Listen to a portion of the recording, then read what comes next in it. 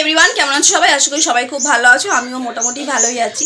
তো আজকে হচ্ছে শনিবার, সকালে স্নান টান করে উঠে পুজো টুজো দেওয়া হয়ে গেছে। মন্দিরেও গিয়েছিলাম, পুজো দিয়ে জাস্ট এলাম, এখন রেডি হয়ে নিয়েছি। তো যাবো হচ্ছে হসপিটালে। তোমাদেরকে তো কালকে বলেছিলাম যে আজকে মায়ের ওটি হবে শনিবার।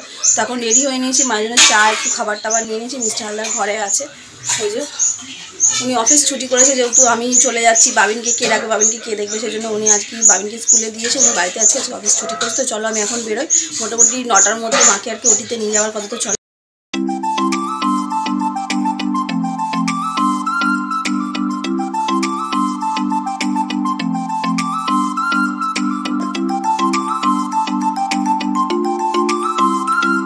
তো চলে এলাম হচ্ছে হসপিটালের ভেতরে। তো মাকে এবার রেডি করানো হবে আর কি ওটিতে নিয়ে যাওয়ার জন্য, ওটির যে ড্রেসটা পরানো থাকে।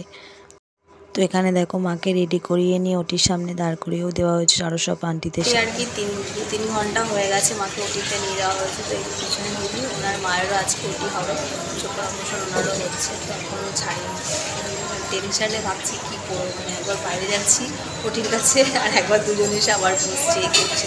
তো দেখা যাক, এখন মোটামুটি 1টা বেজে গেছে, দেখা যাক কতক্ষণ আর কি। জাস্ট মাকে ওটি থেকে আর কি ডিসচার্জ করলো।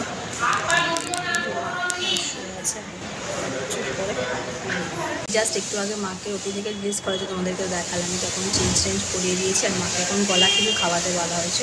তো মাকে খাবারটা আর কি গলা খাবার দিতে বলেছে। তো এখানে মিস্টার হালদার ফেনা ভাতে খুব নরম করে দিয়ে বানিয়ে দিয়ে গেছে। তো সেটাই মাকে দিয়েছি, ঘি দিয়ে আর ডিম সিদ্ধ দিয়ে মাকে খাইয়ে দিলাম। আর আমার জন্য মিস্টার হালদার একটু ভাত নিয়ে এসেছিলো, তো সেটা আমিও খেয়ে নিলাম।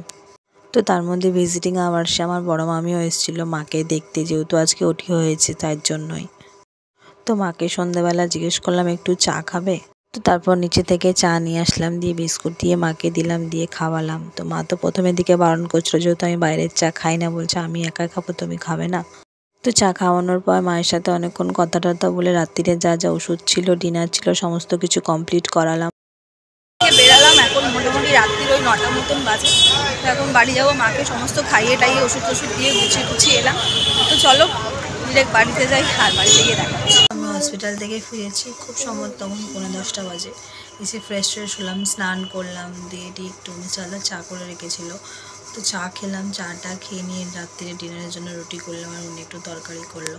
তো আজকে তো সারাদিন উনি বাড়িতেই ছিল, ছুটি করেছিল যেহেতু। তো সত্যি মানে একটা মানে ঘরে হাজব্যান্ড যে কতটা দরকারি, আর ঘরে থাকলে যে কত কিছুতে নিশ্চিন্ত। সত্যি আজকে এতটাই সারাদিন টেনশানের মধ্যে একটা ছিল। পুরো ঘরের সমস্ত কিছু উনি সামলেছে, এমনকি মাকে 2বার খাবার তৈরি করে গিয়ে দিয়েও এসছে। একবার দুপুরের খাবার গলা ভাত, কেন মায়ের তো আজকে ওটি হয়েছে, তো আজকে তো মা কিছু শক্ত খেতে পারবে না। তো ফেনা ভাত করে একবার দিয়ে এসছে, দুপুরে লাঞ্চ আবার, প্লাস আবার ইভিনিংয়ে গিয়ে আবার গলা সুজিও করে দিয়ে এসছে। সত্যি এরকম হাজব্যান্ড যেন ঘরে ঘরে হয়, মানে সত্যি ওনাকে আমি যত ক্রেডিট দেবো তত কম হবে। ভাবিনকে সারাদিন টেক কেয়ার করা, খাওয়ানো দাওয়ানো সব কিছু।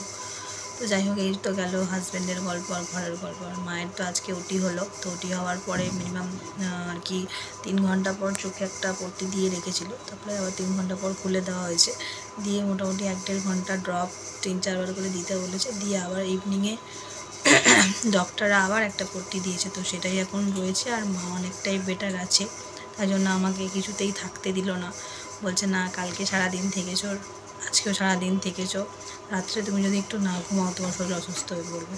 তো মোটামুটি আমি অনেকটাই রাত করে মায়ের ওখান থেকে বেরিয়েছি, রাত্রে খাবার দাবার খাইয়ে টাইয়ে দিয়ে, রাত্রির ওষুধ দিয়ে।